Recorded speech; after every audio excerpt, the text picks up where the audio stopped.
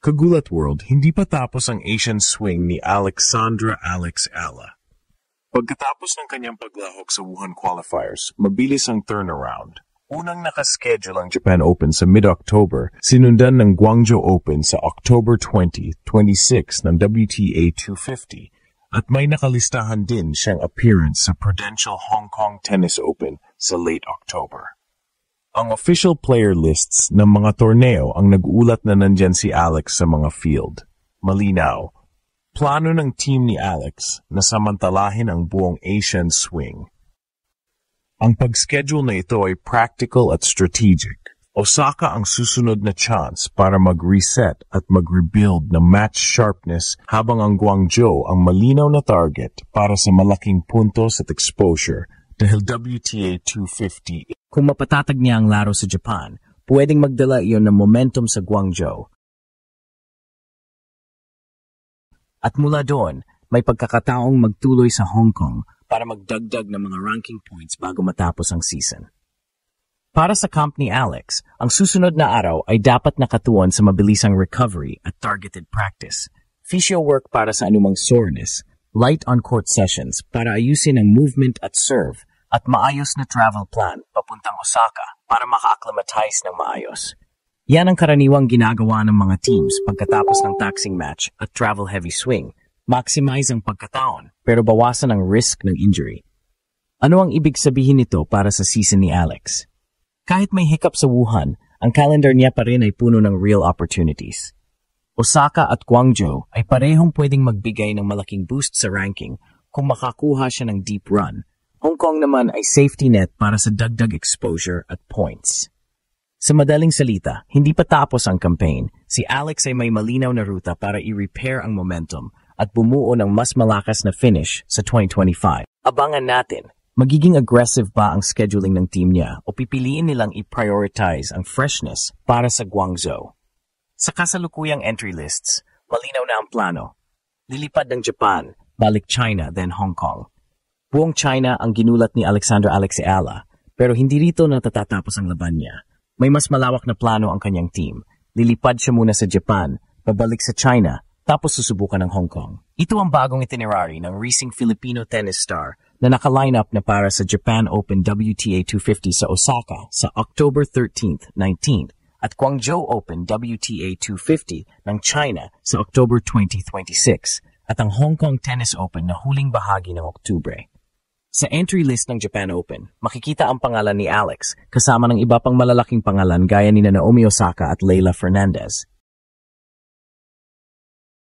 Klarong indikasyon na kasama na siya sa main draw para doon. Sa Guangzhou naman, opisyal siyang nakalista sa field para sa WTA 250 event sa China. Malaking pagkakataon ito para makakuha ng puntos at magpakita sa isang mas malaking entablado. Sa Hong Kong, tampok din siya sa mga plano ng kanyang schedule as final stretch ng Asian swing. Ang plano niya ay malinaw na gamitin ang Japan match para i-reset ang laro, ituloy sa Guangzhou bilang target event at tapusin ang tour sa Hong Kong para magdagdag ng ranking points at exposure. Kahit ngayon ay nalista na siya sa Japan Open player list, mahalaga ring obserbahan kung paano siya mag-prepare at kung paano i-manage ng kanyang team ang recovery sa pagitan ng mga tournaments. Hindi madali ang ganitong schedule, back-to-back tournaments sa magkakaibang bansa, pagod at travel fatigue ang posibleng kalaban. Kaya importante ang planning.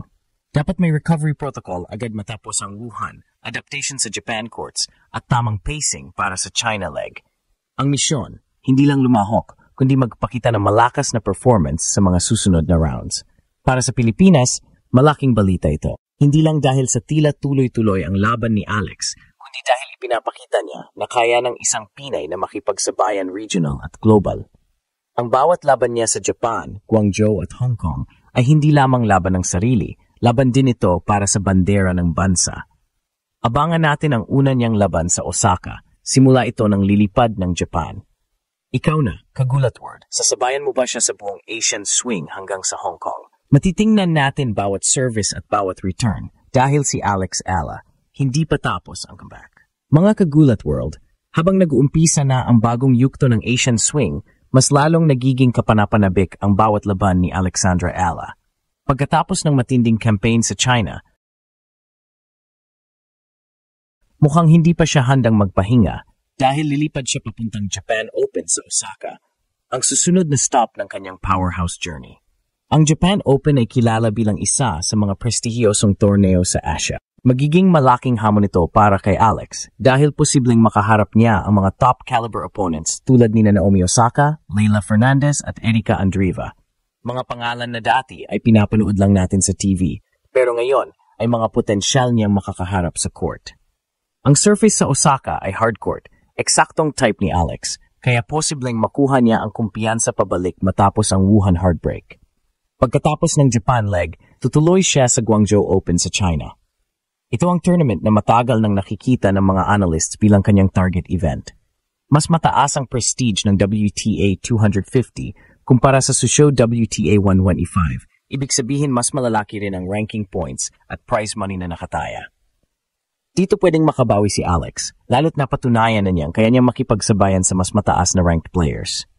Sa Guangzhou, aasahan natin na ang adjustment ni Alex mula sa cool weather ng Japan patungong humid conditions ng China ay magiging crucial. Pero dito rin pumapasok ang advantage niya bilang isang player na sanay mag-adapt.